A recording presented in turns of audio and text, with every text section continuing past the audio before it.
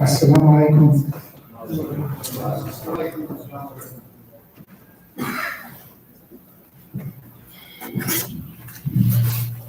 Allahu Akbar, Allahu Akbar, Allahu Akbar, Allahu Akbar.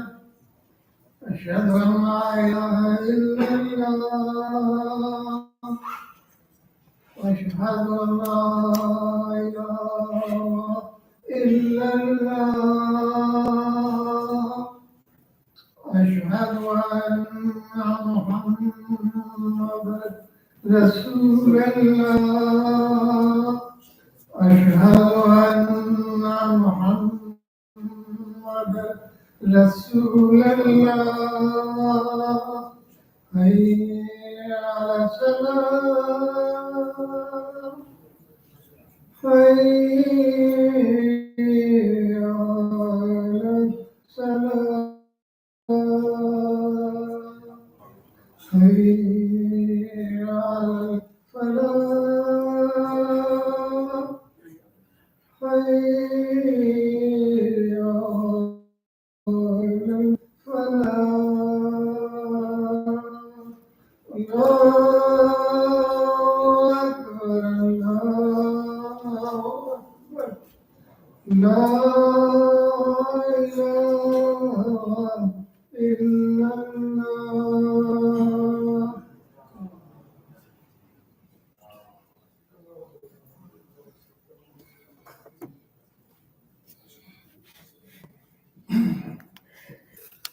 إن الحمد لله نحمده ونستعينه ونستغفره نعوذ بالله من شرور أنفسنا ومن سيئات أعمالنا من يهده الله فلا مضل له ومن يضلل فلا هادي له وأشهد أن لا إله إلا الله وحده لا شريك له وأشهد أن محمدا عبده ورسوله يا أيها الذين آمنوا اتقوا الله حق تقاته ولا تموتن إلا وأنتم مسلمون يا أيها الناس اتقوا ربكم الذي خلقكم من نفس واحدة وخلق منها زوجها وبث منهما رجالا كثيرا ونساء واتقوا الله الذي تسألون به والأرحام إن الله كان عليكم رقيبا.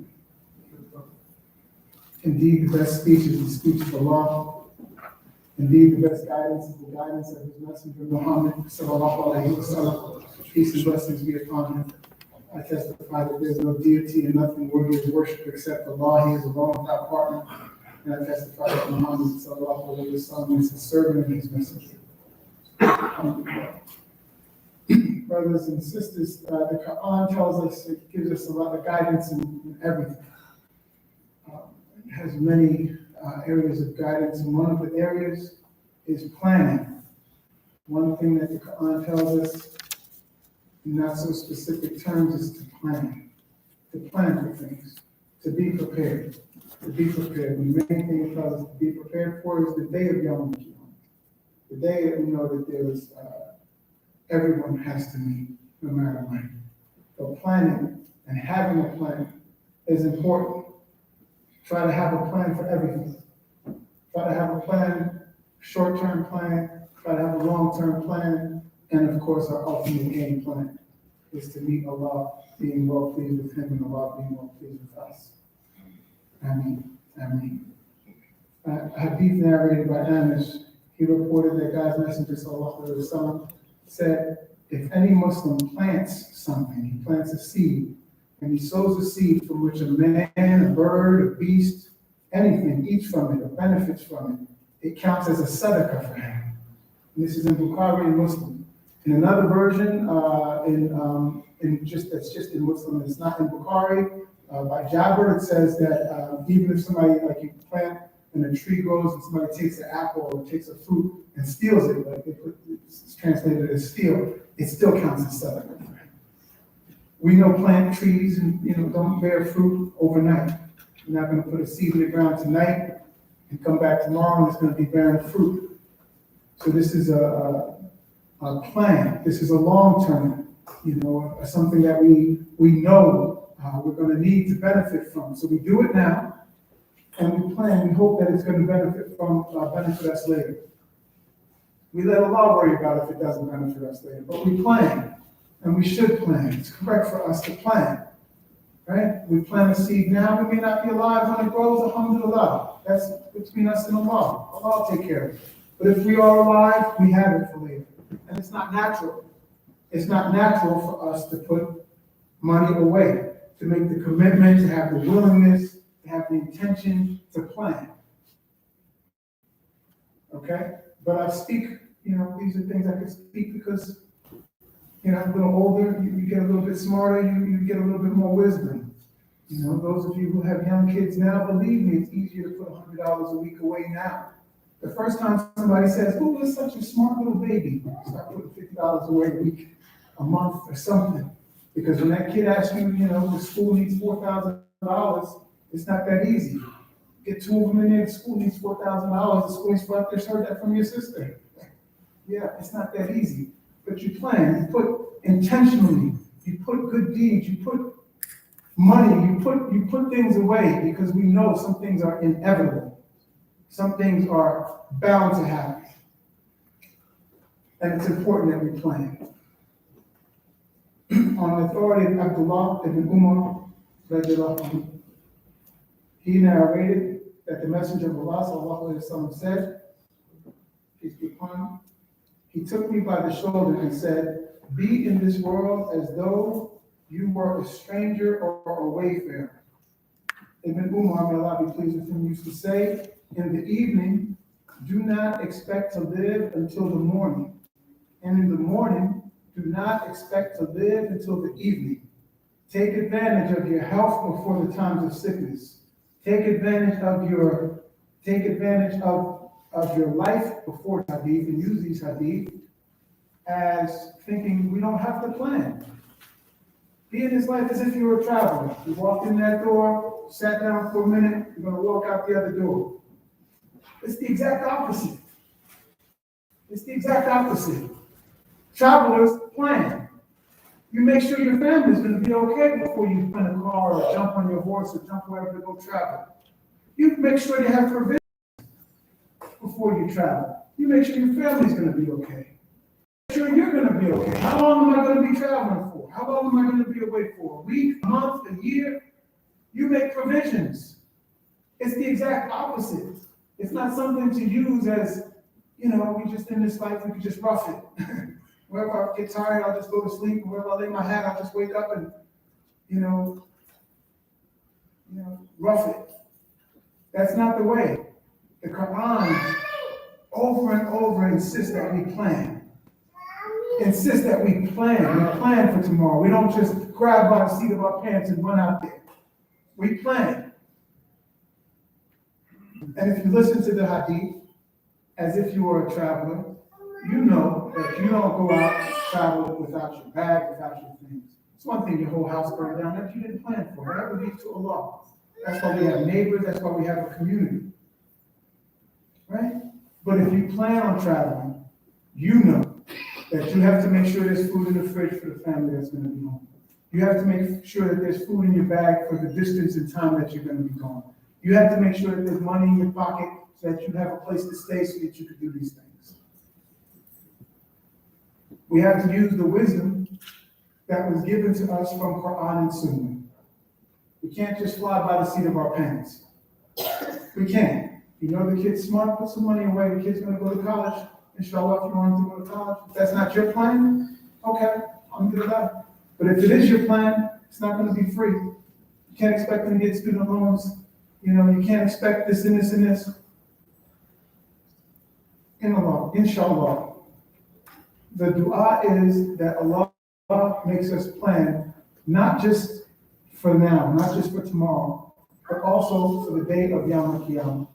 So that we can plant seeds that'll benefit us, that'll bring shade, that'll give us sadaqah jariyah, so that when that day comes, we're prepared. It will run into the food.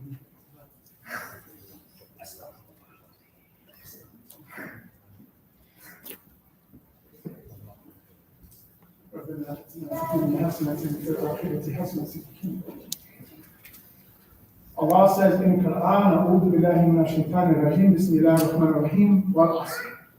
Innal insana lafi khusr, illa alladhina amanu wa 'amilus salihati wa tawasaw bil haqqi wa tawasaw bis sabr." Bis sabr. Alhamdulillah. There's 4 things that are mentioned in that surah that we need to make sure that we are not losers. We need to make sure that we are not losers. We need faith. We need to believe in Allah, which is faith. We need to act on that belief in Allah, which is our deeds. We need to be truthful and encourage the truth to other people in our community, other Muslims. And we need to encourage, be patient, we need to be patient and encourage patience to other people in our community, other Muslims, other believers. We need to encourage these things. So this short surah, 3-ayah surah, gives us these 4 concrete musts. It says we're all losers except those who have these 4 qualities. And it mentions all in loss, all of us. Verily, by the token of time through the ages, verily man is in loss. Whether you take the time as wal asr, you take it as just the asr prayer, or you take it as general time for you, how long you're going to be living, or you take it as for time through the ages. Everybody is in loss. We're all losers. Everybody in here, everybody out there is a loser. No winners involved. Everybody is a loser. Except. So now your ears perk up. What is the exception? Those who have those 4 qualities. These 4 qualities are a must for us, or else we're losers. So important. One of the great scholars said this: so if we just had this surah, we should be able to suffice us to get enough information to go to paradise. Just this one surah, 3-ayah. Because it's so comprehensive. But Allah says in it, because Allah has that incredible way of delivering a message that's translated to us by Rasulullah sallallahu alaihi wasallam. Verily, man is in loss through the ages. By time, man is in loss. Allah swears it. Allah swears by time. Allah swears by sun, moon, stars, any of His creation. We only swear by Allah. That's we understand this. We only swear by Allah. Allah swears by anything in existence. We're all losers except such that have faith, do righteous deeds, teach or preach the truth, and tell people to preach the truth. Be patient and tell people to be patient. This means that we have to be in a community. We can't be Muslims on our own. I know we're all tough and we're all single and we all, sometimes you want to just be in your own rabbit hole. Go to work, you come back, you do your thing, you eat, come pray, you go home. It's community. It encourages community. But just the way that everything's written, the way the time is swore by, the way verily means absolutely. The tafsir means everyone is in loss. No one can think that they're exempt from the loss. Because it's sworn by it. Allah says, I swear, wal asr. The way it's said, inna insana lafi khusr. The way it's said is that it's guaranteed. Allah swears, you're a loser. I swear everybody's a loser. Except. So no one thinks that they're exempt from this small surah, the short surah, not small, the short surah. Verily man is in loss, except, all right, and now we look at the exceptions. Belief in Allah. Nay, O Prophet, by your Lord they can never become believers until they accept you as a judge for the decision of the disputes between them, and then surrender to your decision with entire submission, without the least resentment in their hearts. So, except those who believe. Have faith. Having faith is kind of defined in here and in many other ayat in Quran. But in this particular ayat, it says that we don't have faith unless we can resort to Quran and Sunnah and not just be happy with it, be completely content. Have no problem. Quran and Sunnah said that I have to do that. Alhamdulillah, I'm good with that. That's where I'm going. That's what I have to do. Alhamdulillah. So first, faith. What is faith? Letting Allah and His Messenger be the deciding factor in your decisions. 2, acting on good deeds, righteous, good deeds. What is a good deed? Everybody thinks they're doing good deeds. Good for you. Perform righteous good deeds, the salihat. Okay? However, according to the Quran, no act can be a good deed, no act can be a good act unless it is based on faith. Unless it's based on faith and performed in the obedience of the guidance given by Allah and His Messenger. So it's not even a good deed unless it's according to Quran and Sunnah. And it goes further, okay? It says, because the Quran never, anytime the Quran mentions good deeds, it mentions faith first. So it's faith, then good deeds. That's just the way the Quran is. You find someplace different, please let me know after the Khutbah, because I for sure could not find it. Any place that mentions good deeds, before it is faith.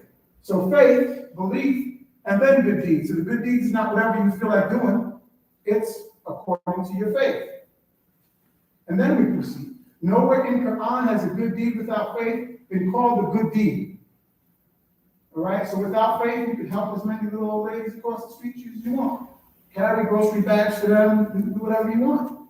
Cut the neighbor's lawn, do whatever you want. Faith, it says you have to have faith. Because nowhere in Quran has a deed without faith been called a good deed. Nor any reward promised for a deed performed without faith. Which is unfortunate for lots of people who we may love. They think they own something. They do good, I'm good, I don't have to go do, you think I pray 5 times a day for my health? You think I do this for my health? Allah wants us to do this as a command from Allah. We have plenty of friends, they just on something else. What I look like? What do you think this is? You just do what you want, I'm a good dude. It's fantastic. Fantastic, but nowhere in Quran is a good deed without faith called a good deed, nor any reward promised for a deed performed without faith. So mere faith without that righteousness, it's not going to save us from this loss. Next 2, be truthful and encourage truthfulness. Be patient and encourage patience. In one of the translations, in that Muslim Khan translation, he calls it jihad. Patience, he calls being truthful and patient as a jihad. Because there's no shortcuts in this deen. Right? The Prophet Rasulullah is known to have, if there was a difficult way or an easy way, he took the easy way. Right? Not the difficult way. So he didn't take the longest way around. Right? I got to get to there. The quickest way is the straight line. He took the straight line. He can walk around there, zigzag. So if there's a shortcut, Rasulullah took it. Right? So we don't roll the dice. We don't gamble, right? Because that lottery ticket may have only cost you $1 in a dream. But the $10 million, the $20 million, $1,000, that's a shortcut. There's no shortcuts, right? If there was, Rasulullah took it. He took the easiest path. Difficult path, hard path, he took the easiest path. So there's no shortcut. For sure, I tell people all the time, I got a buddy, he's in emergency medicine in Atlanta, he's charged emergency, it's a great hospital. And while we were running the streets, he was studying. He was taking a long path. We were out of school 10 years. We were already working and making money. He's still in school. He's in charge of emergency medicine now. You know, he makes less than $700 a year. It's by accident. It's by accident, right? We were like the quick dollar. You know, we were already making $1,000 a month, a week, or whatever it was. He's still in school, like lending him money. Now he can, you know, buy a block. But there's no shortcut. So this patience and this, you know, when you preach the truth, when somebody wants to take us as a Muslim, these last two, the first two are for us individually. Faith, everybody in here better have their own faith. You can't worry about your neighbor's faith. You know, you gotta have faith. You're gonna be questioned, right? The second one, doing good deeds. You could do all the good deeds you want. You're not going to benefit from the guys next to you good deeds. Those are his good deeds. You're not going to benefit. But these next two, truthfulness and patience, they're community. These two are community. The way it's translated is not just you be truthful, it's you encourage your neighbor to be truthful, which you can't do if you don't have a neighbor. If you're not in a community, you can't have a neighbor to tell to be truthful. So when your neighbor says, rah, rah, rah, you can say, is it halal? And you can say, no. You say, oh, keep it to yourself. Right? When your neighbor says, let's go get them, you could say, is it halal? No, where are you? What are you doing? What? No, we're not going down there with you. This should happen. Called the brother, said, yo, such and such is in trouble. He said, where's he at? Is he allowed? No, not going to do that. You're not supposed to be there. What are you doing over there? What do you get out of there? You come over here. Trouble comes here to that door, we got you 100%. But you're there? I'm not going there. What are you doing here? Don't be calling us to that. Don't call us to your nonsense. So being truthful is not always, it's a jihad. In his tafsir, he calls it a jihad. I didn't use that translation, but it's funny, and I can definitely see it. You see the difficulty, because when you preach the truth, it's the long way. You know, it's usually the more difficult path. If there's an easier path, you know, Rasulullah also would have taken it, because he took the easiest path. There's no shortcuts. There's just no shortcut. But I could jump the fence through the neighbor's yard and run it, that's not your property, so you gotta walk around. It's the shortest way, the shortest halal way. And telling somebody the truth can be a jihad, because the shaitan is always going to make the shortcut look fantastic. Right? The shaitan is always going to help make the shortcut look fantastic. Right? That takes patience. It's truth and patience. So the surah explains it all, from start to finish. It takes patience. And who has patience? You told me 20 years ago, I do agree, save $100 a month, your kids are pretty bright, they're going to be in school, save a few $100, you're going to have to pay for them to go to school. I'd agree with you 100%, until somebody rolled up with the right wheels on that Lex. Got money saved, gotta put it over towards that. They got plenty of time to get them in school. They're only 12, then they're only 14, then they're only 18. Now where's that $4,000? MashaAllah. Anything I said correct is from Allah. Anything I said incorrect is from myself, and I seek Allah's mercy. A few brief announcements. Allow me to give away. Simple as that, Khalil.